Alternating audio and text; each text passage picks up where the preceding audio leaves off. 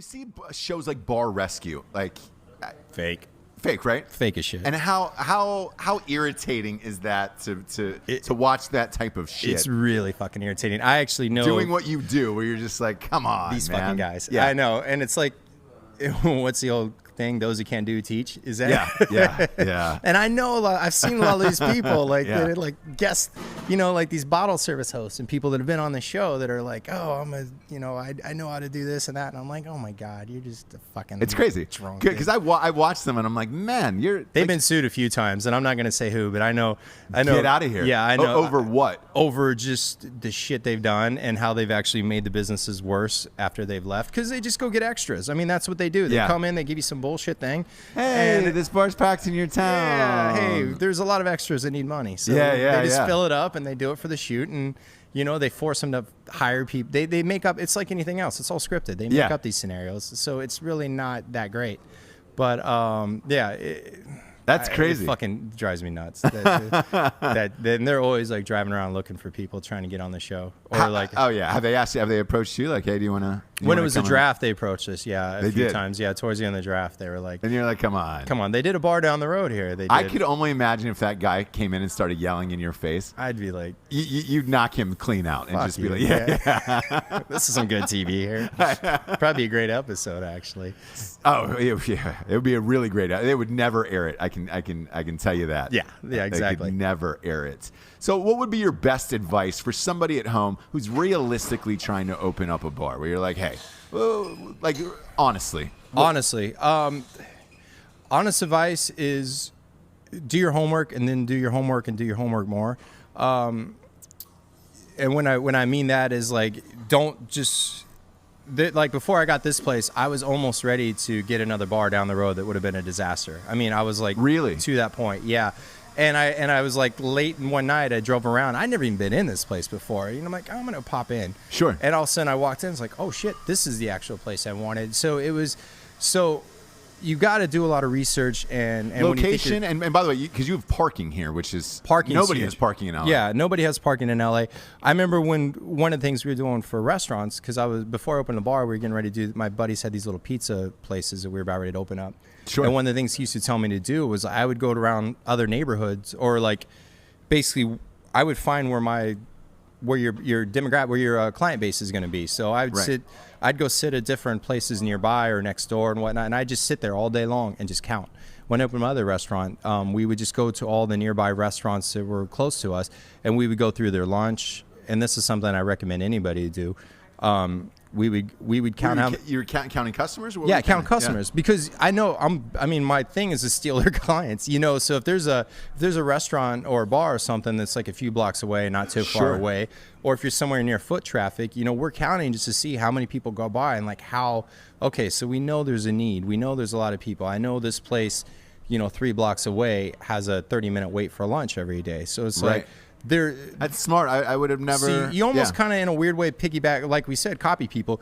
You use what other people are doing, and you start seeing. And if you see all the restaurants around you for lease, are always going up, then there's something bad about that area. Unless you create the next Chipotle or something where people drive chain. Yeah. But I mean, unless you create something, but something so new that everybody has to have it. Most people right now are really for convenience, or and I'm talking more in like a restaurant sort of thing right now. Sure. So unless your food is so amazing and you understand the numbers, I would definitely you got to survey your area, and then you need to like figure out what it's going to cost you. And then you got to add about another 25% because it never actually. I know it's never that number you thought it was. Same with independent movies, by the way. Yeah, and it is never the number you think it. You're always going to go over budget on something. Exactly, and something that helps, especially if it's your first place. You got to be creative, And the point I'm talking about, like shit's always broken. Things are like, especially this place. This place has been here 50 years, so it's like an old car. So you're either fridge, air conditioning. Yeah, so. And some of the stuff you have to pay for, but as creative as you can get, and as like as handy as you are, like that just saves you money in the beginning. Because honestly, people think you need to, we got lucky our first year, and I'm not, the Lakers win a national championship I got lucky. I mean, I did. I knew it was there, but I didn't know the Lakers were going to go that far that year. Yeah, So a lot of it is like kind of you think it outright, and a lot of it is a little bit of luck. And it, sometimes it goes your way, sometimes it doesn't. But you really need to sit down and figure out your cost and plan for losing money for about a year. And Right. it's bad to say that, but hopefully it doesn't. But at least if you know it does, then you're prepared for it, because it takes about a year for a lot of places to start actually making money, Yeah. getting in the black. And that's, I think a lot of people fail within 6 months because they don't actually, they think right when they open the doors, people are going to come in. It's not Flooded with customers. Yeah, and unless you're a genius social media marketer and you have something so unique and a concept, it's going to be, I know a restaurant in San Francisco my buddy was managing, and they opened it down here. And they would have a Did it wait. do well in San Francisco? It was killing it in San Francisco, but they thought they were just going to rely on the name, and they put it down here. And like San Francisco, they'd have a line, 50, 60 people deep every lunch, and they didn't last like 6 months because they didn't do the research. They were downtown and in San Francisco area. It was a lot of foot traffic, a lot of Right. people going for quick lunches. It was a fast thing. Then they put it in this new like mall complex that built out here that people don't drive to the malls for lunch. They don't go to try to get it. So they fell away from what was making them succeed, and they didn't do the research on the area kind of. And they got oh, this is going to be such a beautiful place built. And They it didn't. tanked, huh? Yeah, it tanked. It didn't even last like 6 months. Ah. And so, but even the best places fail too. So Sure. you really just got to do the numbers, do the math, and I always joke around that I need to write a book about what not to do when opening a bar, because I think if there's a mistake to be made, I've made it. I mean, I've made Yeah, a but shit I tons. don't think any successful bar, restaurant, company, if you don't make mistakes, you don't learn from your You don't, failures. yeah. Then you'll get burned eventually later on down the road if you don't have some kind of Yeah, and it's being able to kind of take everything in stride, and another thing, if you're trying to do a restaurant, it's figuring it out.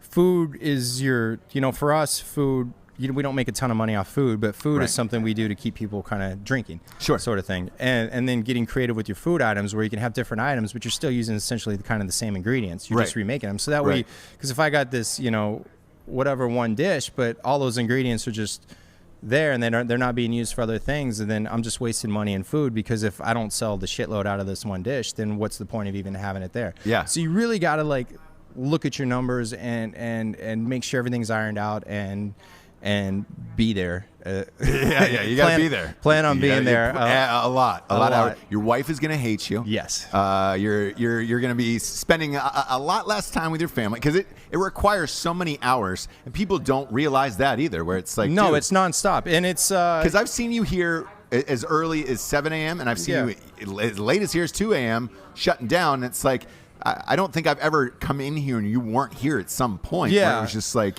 And- you really have got to fucking live your business, You do. You got to live your business, but at the same time, it kind of sounds like not so great when you tell people you live in here all the time. But you are But and you are. that's But a business. It That's is a that's business. being a business owner. It's a business, and I've done it 8 years now here. So I got an idea kind of where numbers are, so I can step away.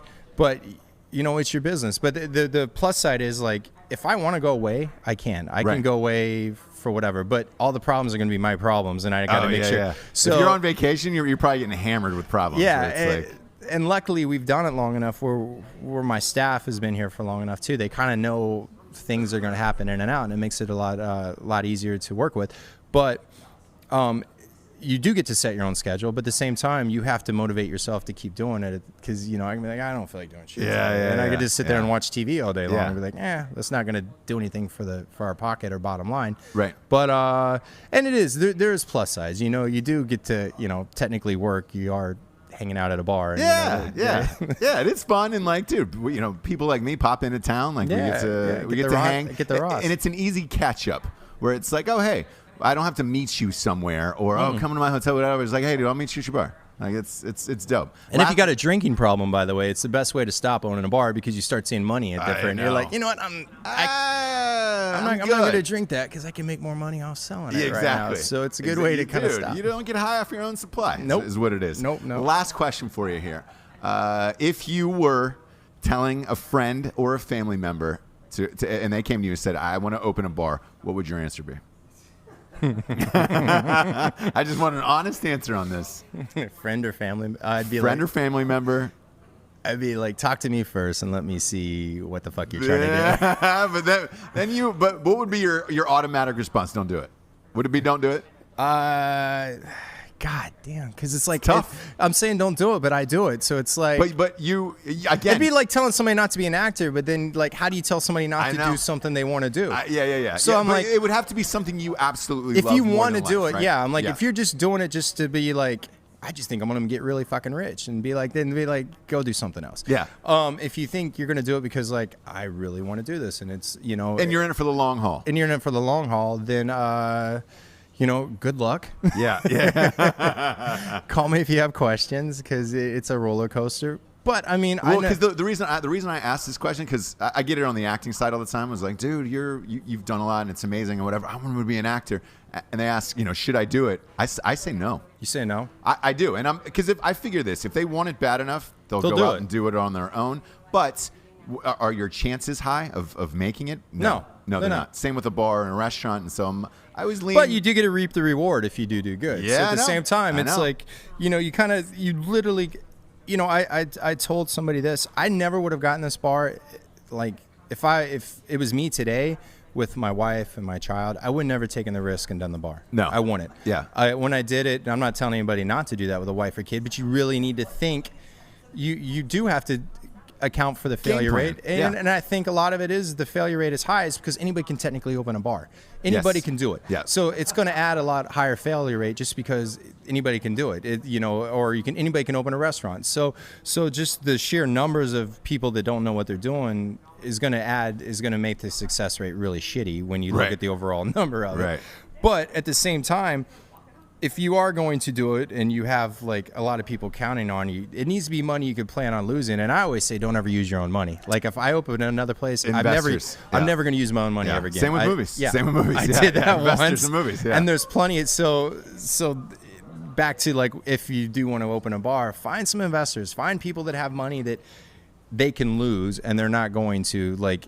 It's not going to make them lose their life or house. Right. They're not going to be killing themselves live on Facebook. Yeah, Like, exactly. You did this to me, Tim. Yeah, so you did this to because me. I've had friends that have said like, hey, I want to give you like $10,000-$15,000, and I know their friends, like, to them $15,000-$20,000, that's a lot of money. I'm not going to take it from them because I know the risk. There's always a risk with anything you do. Any business you open, there's a risk. Yeah. I'd hate to say 50-50, but it is. I mean, so. No, 100%. So you just gotta be smart with the money, and I would find investors and use other people's money that can lose it, and then eventually, as you move forward, if you got something that hit, then you can you can start getting rid of investors, start buying people out, Yeah. and then you could start being your own millionaire. But Well, kids, you heard it here first from one of the only successful bar owners in Los Angeles, Mr. Tim Retley.